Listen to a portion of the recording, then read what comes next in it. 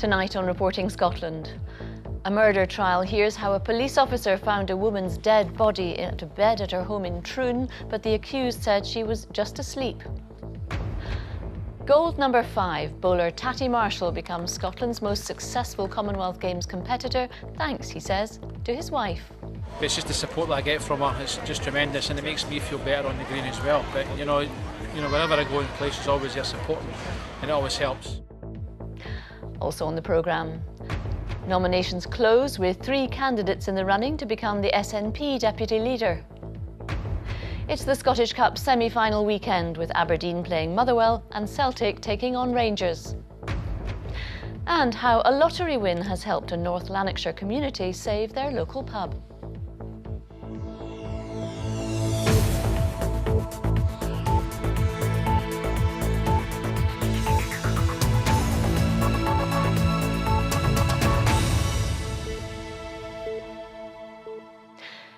Good evening. A police officer has told the High Court in Glasgow how he found a badly decomposed body in a house in Troon in November 2016.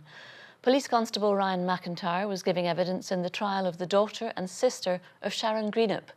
Both are accused of murdering the 46-year-old.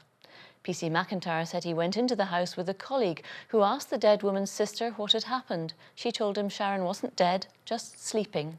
Katrina Renton reports. Sharon Greenup lived in Troon with her daughter Shayla and her sister Lynette. The court has previously heard a next-door neighbour had gone to the police after finding a pungent smell in his own house. Police Constable Ryan McIntyre was one of 2 officers who was let into the home. He said he went up the stairs and saw candles burning. He described going into Sharon's bedroom. He said the first thing that caught his attention was a freshly made white bread sandwich at the foot of the bed. Then he said he saw a hand on the bed and what he thought was the rest of the body, covered from neck to toe in a white sheet. He said there was a strong odour, which he described as smelling of death. The court has already heard Sharon had suffered a spinal injury in an accident in 2009 and could barely walk as a result, and she was being cared for by Lynette. Police Constable McIntyre said they went down the stairs and Lynette Greenup was perfectly calm. He said, "My colleague asked what had happened up there." Ms. Greenup replied, "What do you mean?" He said his colleague said, "Your sister is dead." And she replied, "She is not dead, she is just sleeping." He said his colleague stated she had been dead a long time. He said Lynette then began crying, entered a state of disbelief and was almost refusing to accept what they'd seen. The court heard Lynette Greenup had claimed that she had last spoken to her sister 2 days earlier and had heard her moving about. Her defence lawyer asked Police Constable McIntyre, given what you found in the room and Lynette's reaction, the whole scenario was utterly bizarre.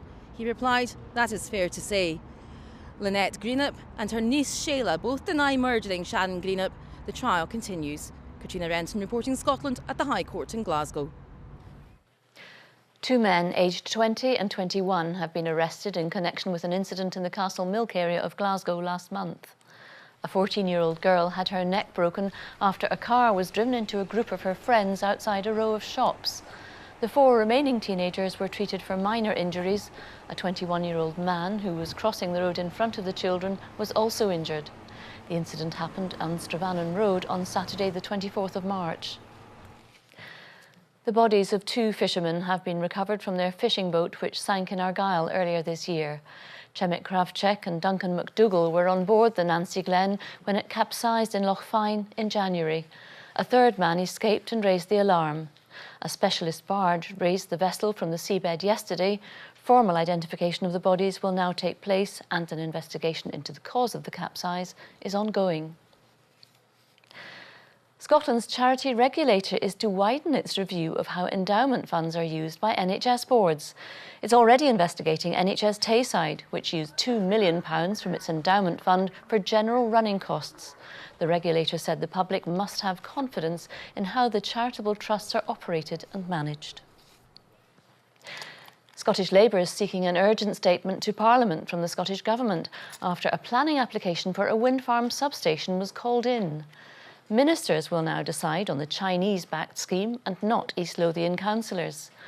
The decision became public during the First Minister's trip to China. The opposition says that raises further questions. The government insists there's no connection. Here's our political correspondent, Andrew Kerr.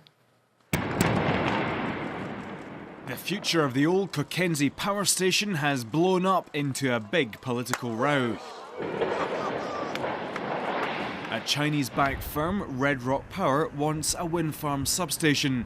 Many local people say they want a docking terminal for cruise ships. Now the Scottish Government say East Lothian councillors won't decide about the substation planning application, they will. I think local councillors should have a say. I think they know the local area really well, they know what the people want. I think it's time for Cockenzie and Preston Pines to have something different, and I think something which is more in keeping with the open site which is at the moment. I know that there's obviously the involvement with the Chinese, and I think that's got a huge thing to do with why they want to take out the locals' hands. That refers to the First Minister's official visit to China. Nicola Sturgeon met Red Rock Power's parent company. Labour highlighting the links with China, but what are you really insinuating here? Well, at the very least, it's an unbelievable coincidence, isn't it? This planning application comes from a company whose parent company is Chinese, and on the very day that East Lothian Council are told the decision's been taken away from them, we discover the First Minister was meeting the parent company in China. We've also today asked that the Planning Minister urgently comes to Parliament when we return next week to explain why he's chosen to ride roughshod over local democracy. I understand that Scottish Government officials are saying that they inwardly groaned when news of the story broke and that the First Minister herself is none too pleased at the timing. Again, it's emphasised that the application was called in because this is a development of national importance and that categorically it has nothing to do with the First Minister's official visit to China.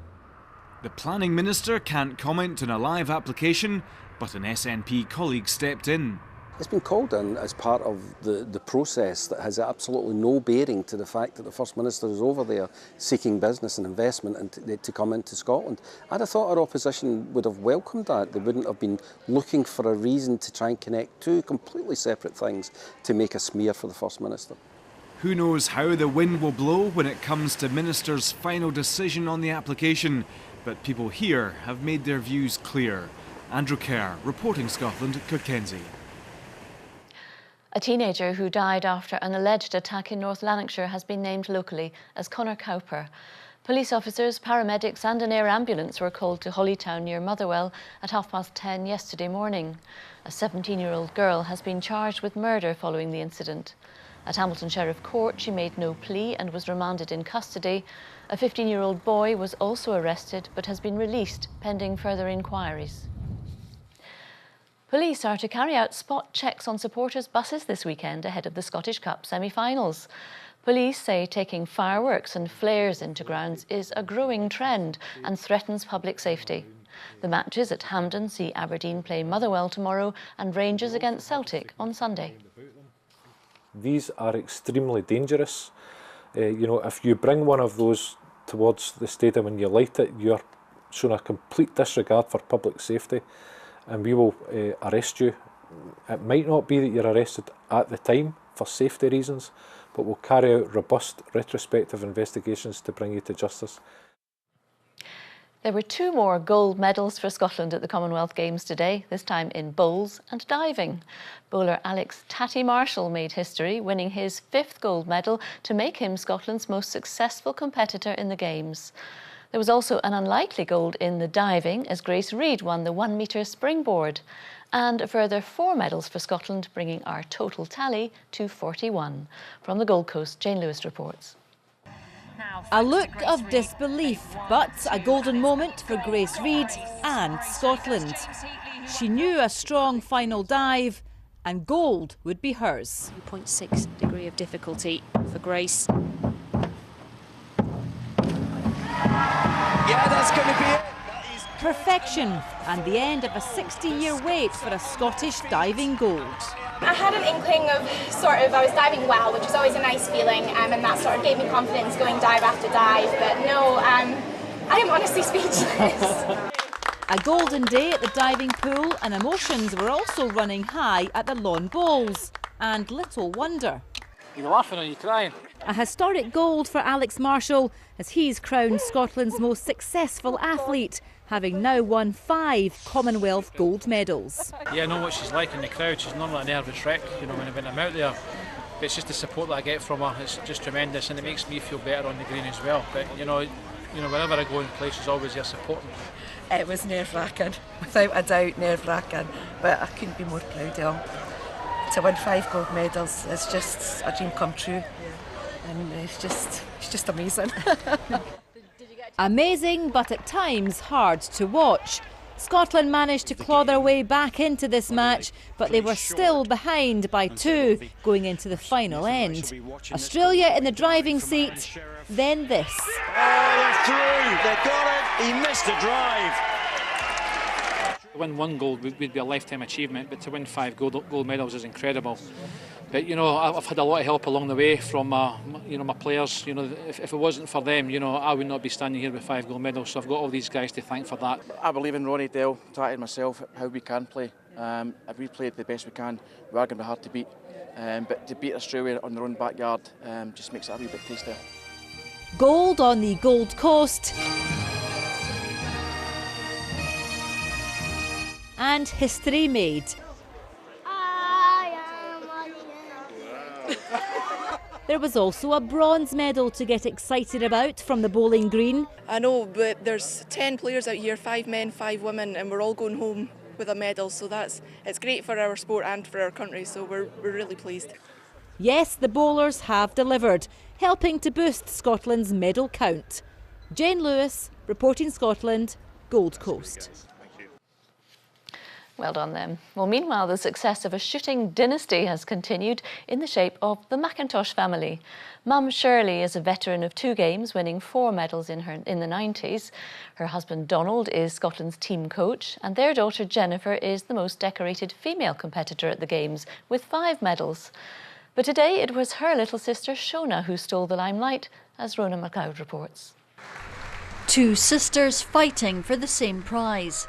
The experience of Jennifer, 26, leading the way, and 22-year-old Shona, a star on the rise. All Donald can do now is hope. For Shirley, an anxious wait in the crowd. It's been a difficult week for Jen. The returning multi-medalist was 8th in yesterday's prone event, and the same fate today. Eliminated first in the final with the realisation there'll be no medals in the Gold Coast.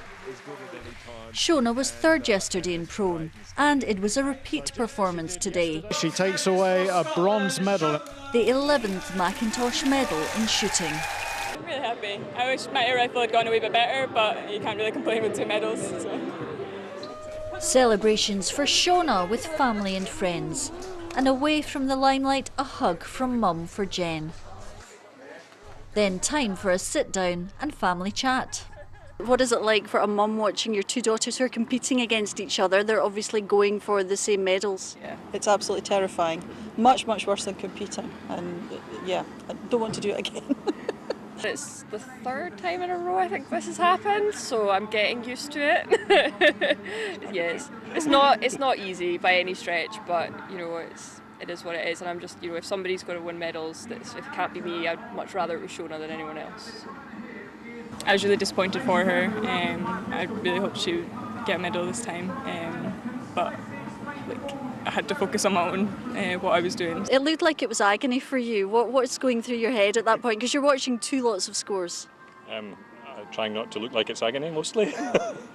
2 medals in each event would have been the ideal scenario, but you know, everybody else says the same thing. So a day of mixed fortunes and emotions for the McIntosh clan as Mini Mac claims the spoils. Rona McLeod, reporting Scotland, Gold Coast. Nominations have closed in the SNP deputy leadership election. There are 3 candidates in the race to succeed Angus Robertson as Nicola Sturgeon's number 2. The winner will be announced in June. Our political correspondent Glenn Campbell takes a look at the contenders. In the Big Apple this week, the biggest name in this deputy leadership race, MSP Keith Brown. As Economy Secretary, he's been representing the Scottish Government in New York at Tartan Day-related events. Mr Brown has 9 years' experience in government as a minister. He was council leader in Clackmannanshire and served as a Royal Marine during the Falklands War.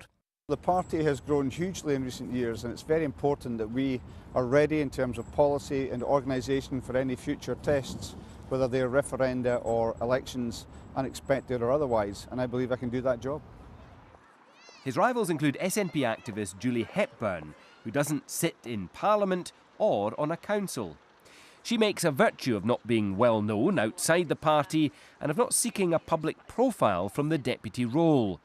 Ms Hepburn works as a research manager for an MP. She's been political education convener for the SNP and has served on the party's National Executive Committee, its ruling body. What I'm doing is I'm pitching a different approach to the role. What I'm saying is we don't need at this point in time, in my belief, another high-profile voice to speak for the party, but someone who's focused on looking after the party and empowering over 100,000 voices to make the case for independence. Also in this field of candidates, Councillor Chris McElhaney, here visiting a holiday football club for children in his Greenock ward. He's championed the idea of Scotland becoming an independent socialist republic. Mr McElhaney is SNP group leader on Inverclyde Council. He was a deputy leadership candidate in 2016 and is pushing for another independence referendum within 18 months. I believe Scotland can be a successful independent nation, and I personally don't think we need to wait until an opinion poll tells us 60 or 70% of the country believes that. We need to take the case for independence to communities across Scotland, and we can take that argument to win the hearts and minds of the nation. Angus Robertson, 52.5%. The new deputy leader will replace Angus Robertson, who stood down after losing his seat at Westminster. Party members decide this election, and the result will be announced at the SNP's conference in June. Glenn Campbell, Reporting Scotland. You're watching BBC Reporting Scotland. It's 7:15. A reminder of tonight's top story. A policeman tells a murder trial of the moment he found a woman's dead body and was told she was just asleep by her sister and daughter. And still to come, how a lottery win has helped a North Lanarkshire pub and turned it into a community hub. Over the next 2 days, we'll find out which teams will contest this season's Scottish Cup final. In a moment, we'll have a report on Sunday's Old Firm semi-final. But first, it's Aberdeen and Motherwell who meet tomorrow lunchtime at Hampden Park. And as David Curry reports, the outcome will go a long way to determine how both clubs' seasons are judged. This man's hoping to lead Motherwell to their second cup final of the season. Runners-up in the League Cup. Now they're within touching distance of the Scottish Cup final. It is McHugh! We've been lucky enough that we've had one cup run that we were unfortunate in the final, and given ourselves a great opportunity to get to another final. So it's, you know, what can be a relatively good season could turn into being an incredible season, and you know, we've really got an opportunity to do that. Aberdeen reached the final last season, where it ended in tears and defeat to Celtic. This is a new squad. It's a new challenge for us, a new beginning for this squad. And if we can get to a cup final in this first year with this new squad and be in that position to win a trophy, that would please me no end. The Dons' most recent success in the competition was in 1990. Their captain that day would go on to play for and manage Motherwell. So what's his feeling about tomorrow's showdown? Motherwell have been very strong in the past few weeks, you know, very good against Rangers. They come out with all guns blazing. And, you know, I can see them having that kind of approach. I'm sure Derek McInnes will be ready for that. I think the Dons could just shade it. And listen to the acclaim for Tom Boyd. It was 1991 when Motherwell last won the Cup. Whoever prevails tomorrow still has to beat Rangers or Celtic in the final to taste Cup glory again. David Curry, Reporting Scotland. Well, for Celtic, it's a chance to take one step closer to a double treble, something that's never been done before in Scottish football. One former Rangers captain says that's all the motivation those in blue should need.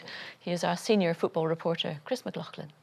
Closing in on yet another trophy, Celtic under Rodgers equals success. And if he retains this particular piece of silverware, it'll be another treble. Something that doesn't sit well with one former Rangers captain. When's the last time that's been done, or has it been done? That's all the motivation that you need right there if you're a Rangers player, and that's what I would be saying in the dressing room. That this is our motivation. I don't want to be a Rangers player when Celtic win the double treble. There's lots of shame in that. I think Celtic 2-1, and at least one red card, sadly. Long ball for Dembele, lovely touch. This was last year's semi-final, no sendings off, but Celtic won 2-0. Goals from Callum McGregor and Scott Sinclair. When the draw paired the two together this year, the Rangers players were heard cheering. So, etched in the memory of the Celtic squad? No, it's probably something that's etched in Rangers' minds, because this is the game that, like you say, they were cheering for. Every manager, coach, group is different. You know, one of the values of this club is about humility. The Rangers boss says he's convinced they have the quality to progress. This is the potential prize, but as ever with Celtic and Rangers, it's about so much more. Chris McLaughlin, reporting Scotland. Environmental campaigners are launching a hunt across Scotland's beaches for tiny plastic pellets known as nurdles. They're used in plastic goods but can cause pollution when spilt or mishandled by manufacturers. The environmental charity FIDRA wants volunteers to list the most common nurdle colours they spot to highlight the extent of pollution. A building company is working with Glasgow City Council to capture and relocate more than 600 water voles from the Easterhouse area. They're currently inhabiting areas marked for redevelopment. A team of ecologists is working to ensure the welfare of the animals and relocating them to nearby sites. The water voles have just taken opportunity, made the most of the long grass that's around them, and they seem to be thriving. The research from the University of Glasgow did indicate that actually living closer to humans with some level of disturbance is actually beneficial to the water vole. We think it's because it's a reduction in predators. People in a North Lanarkshire village are celebrating a lottery windfall which will save their local pub. The Swan Inn in Banton has been awarded almost £750,000 to redevelop the building into a community facility. Katie Hunter reports. There was plenty of this in the Swan Inn today. 18 months ago, it was facing closure. Now it will be renovated and expanded. Locals have built a business plan and secured grants. Today, they were awarded almost £750,000 from the big lottery. We got a community together, we've had lots of support from the community, we gathered it all together and we got a strategy to save the pub. Scottish Land Fund, the Plunkett Foundation and now the big lottery have been so supportive, and we're going to have a thriving pub for the future. But Banton hasn't been thriving in recent years. Its shop and post office have both closed. The Swan Inn has been here for 170 years. The redevelopment plans include a restaurant, shop and cafe. There is an elderly community in Banton. They don't all drive. Our bus services here have been cut. So to have somewhere that they can walk to, it should prevent the isolation and the loneliness that some of the elderly people might face. Many people in the village didn't think they'd get this far. It's like winning the lottery. We never believed that we could achieve this, and it's going to bring people into the village as well as enjoying it ourselves. Every single bit of profit will be ploughed back into the village, and that's a wonderful thing about it. And we just can't wait to see it in reality and actually use it. The renovations begin in September.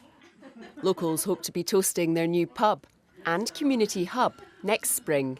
Katie Hunter, reporting Scotland, Banton. Now, time for our look at the weekend weather. Judith's ready and waiting. What can we expect, Judith? Improvement. Thank you very much, Sally. At last, some improvement in our weather. It's been a rather dull, dreich, overcast, dare I say, even depressing type of day. This is about the brightest thing we saw today. This picture sent in by one of our weather watchers, but all changed tomorrow. We should see good sunny spells coming through eventually, so it does improve. But still quite a lot of low cloud, misty, murky conditions as we head through this evening. Any rain across the Northern Isles will will gradually ease, becoming confined to Shetland. Even here it does ease as well. During the overnight period, we'll start to see a shift in the wind direction. This is what we've been waiting for.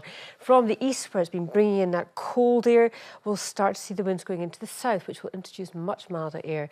Overnight lows typically 5-7 Celsius, although under clearing skies across parts of the northeast and Inverness as low as 3 degrees.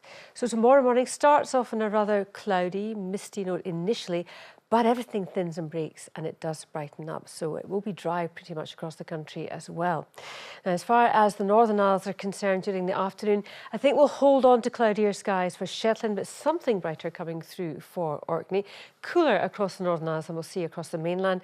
We may well see a wee bit of mist emerge towards the Caithness coast, but actually brightening up nicely for Aberdeenshire and right across eastern Scotland. But it's a temperature shift you'll notice. Having been seeing values of around about 6, 7, 8 at best, we're now looking at 14 and 15 degrees, so a marked change here. Quite a big improvement. I think the best of the sunshine, if I was a betting woman, would be for western coastal areas. Some good sunny spells coming through here, light winds too, and values again of around about 12, 13, 14 Celsius, so pretty respectable. So if you're thinking of heading to the hills tomorrow, there'll be some early mist and fog around initially, and that will thin and break. And actually conditions are looking pretty good. Not too windy at the tops, not too cold either, and visibility will be good as well, with spells of sunshine for really all the ranges. The best of the sunshine for the Cuillins and down towards the Galloway Hills.